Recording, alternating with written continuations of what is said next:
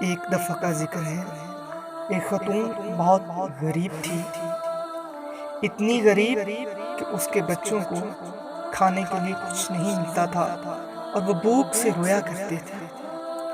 وہ خاتون ایک مولوی صاحب کے پاس گئی۔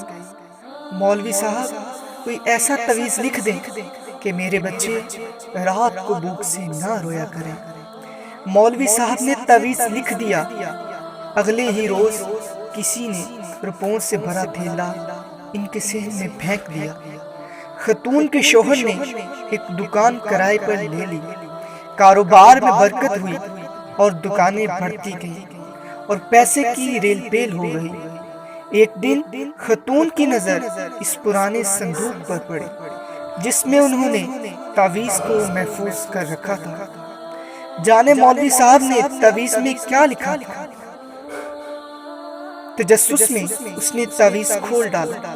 لکھا تھا، جب پیسے کی ریل پیل ہو جائے تو سارا پیسہ تجوری میں چھپانے کی بجائے کچھ ایسے گھروں میں ڈال دینا جہاں رات کو بچوں کے رونے کی آواز آتی ہو۔